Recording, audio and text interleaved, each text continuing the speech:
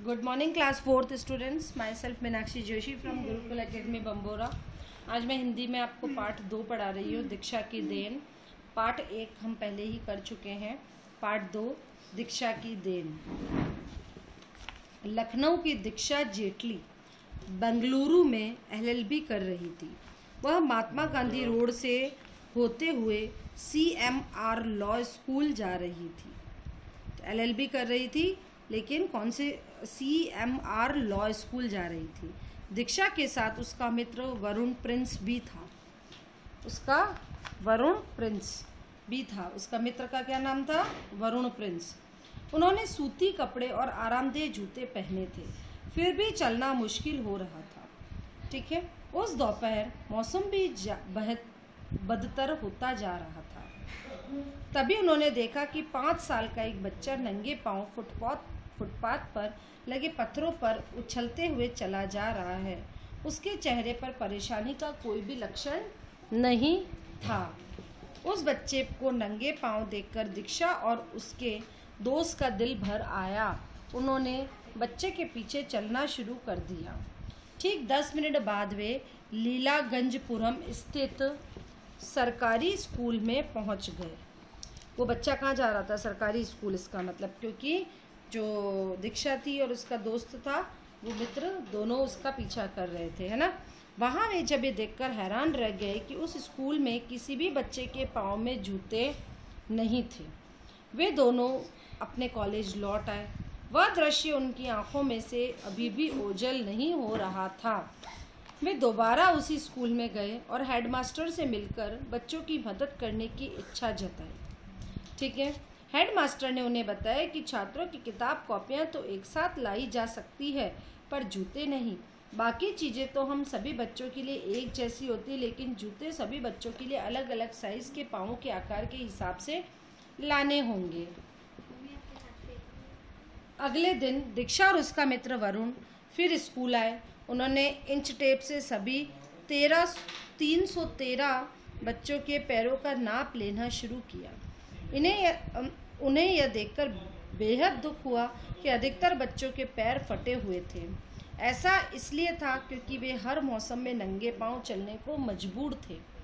बच्चों ने उन्हें बताया कि स्कूल से वापस लौटते समय दोपहर में फुटपाथ इतना गर्म होता है कि उनके लिए चलना मुश्किल होता है। दीक्षा और वरुण का अगला लक्ष्य प्रायोजकों की तलाश करना था।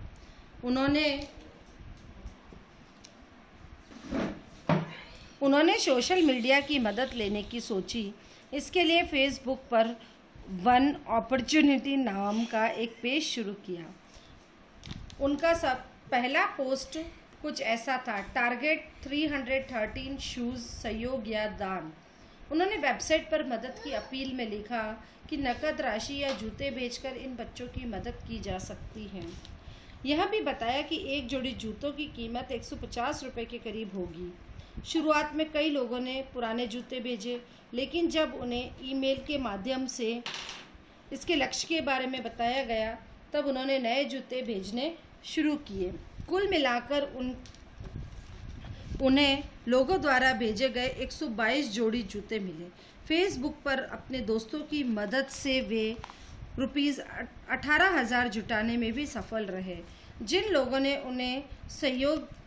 लोगों से उन्हें सहयोग मिला, उनके बारे में और लोगों को भी बताया। वेबसाइट पर उनकी तस्वीर देते हुए उनका आभार माना।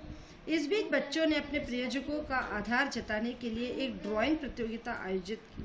इस प्रतियोगिता में सबसे बेहतरीन प्रविष्टियां दानदाताओं को भेजी गई। बच्चों ने संदेश भेजकर अपनी मदद करने वालों का आभार जताया। बच्चों ने यह भरोसा दिलाया कि वे अच्छी तरह से पढ़ाई कर उनका गौरव बढ़ाएंगे। गौरव मतलब मान। बच्चों के अभिभावकों ने बच्चों को प्रत्येक दिन स्कूल भेजने का वचन दिया। यह तरीका कॉलेज के छात्रों के लिए प्रेरणा बन गया, है ना। सीख, प्रेरणा मतलब सीख। अब वे इसी तरह के और भी काम करने के लिए तैयार हैं। तो ये पाठ आपको समझ में आया। दीक्षा और उसका जो मित्र था वरुण, उसने क्या किया, है ना। ये स्टोरी आपको अच्छे से समझ में आ गई है। तो अब क्या करना है आपको? इसके शब्दार्थ करने हैं। इधर शब्द और इधर अर्थ, बीच में लाइन। दिल भराना, दया आदि भाव से विचलित होना। ओझल, गायब। प्रयोजक, धन्यवाय करने वाले। आयोजित, जिसका आयोजन किया गया हो। गौरव, सम्मान। बेहद, बहुत। आभार, एहसान। प्रविष्टियाँ, प्राप्त उत्तर। प्रेरणा, विचार, मन में उत्पन्न भाव। ठीक है, अब हम करेंगे मौखिक प्रश्न। इसके लिख कर दूंगी मैं आपको। दीक्षा LLB कर रही थी। कहाँ पर कर रही थी? बेंगलुरु में। स्कूल में बच्चों की संख्या थी 313। पाठ के आधार पर सही क्रम लगाइए, बॉक्स में क्रम संख्या लिखिए।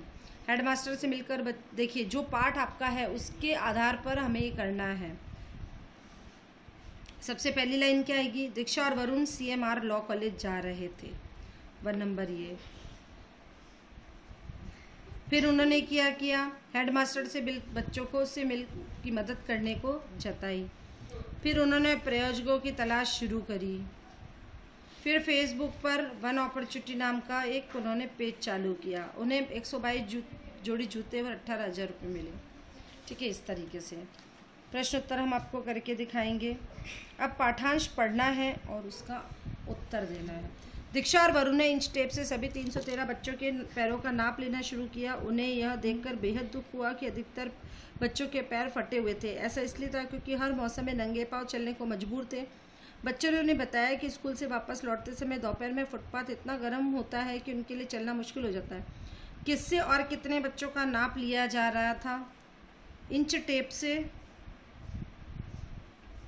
इंच टेप से 313 बच्चों के पैरों का नाप लिया जा रहा था। ठीक है, दोपहर में बच्चों पर क्या बीतती थी? दोपहर में फुटपाथ इतना गर्म हो रहा होता है कि उस पर चलना मुश्किल हो जाता है।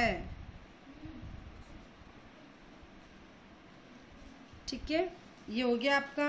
अब पाठ के आए इन शब्दों का उच्चारण कीजिए। Copy, college, drawing, opportunity, law. आधा चांद यानी चंद्र बिंदु वाले, आधा चांद वाले शब्द जैसे कॉल, बॉल, तो हमें और शब्द बनाने जैसे हॉल, सॉस, मॉल, डाल, है ना। इस तरीके से ये शब्द बन गए हैं। फिर आ जाता है ये रेखांकित शब्दों पर ध्यान दीजिए। उन्होंने सूती कपड़े पहने हुए थे, आसमान नीला था। ये सब क्या है? विशेषता बता रहे हैं कि आसमान था लेकिन कैसा था? नीला। ये होते विशेषण। अब नीचे दिए गए शब्दों में ये जो सेंटेंस दे रखे हैं, वाक्य दे रखे हैं, उसमें से आपको विशेषण। बच्चा नंगे पांव था। पांव तो थे लेकिन कैसे थे? नंगे। दोनों मित्र बुद्धिमान थे, तो बुद्धिमान विशेषण हो गया। सागर बहुत गहरा होता है, गहरा। वे सरकारी स्कूल में पढ़ते हैं, सरकारी। दोनों ने आरामदेह जूते पहने थे, आरामदेह। बच्चों के पांव फटे हुए थे, फटे। तो इस तरीके से ये हमने कर लिया है। ठीक है, तो पाठ को आपको 2-3 बार पढ़ना है, शब्दार्थ याद करने हैं और आपको प्रश्न उत्तर भेज दिए जाएंगे।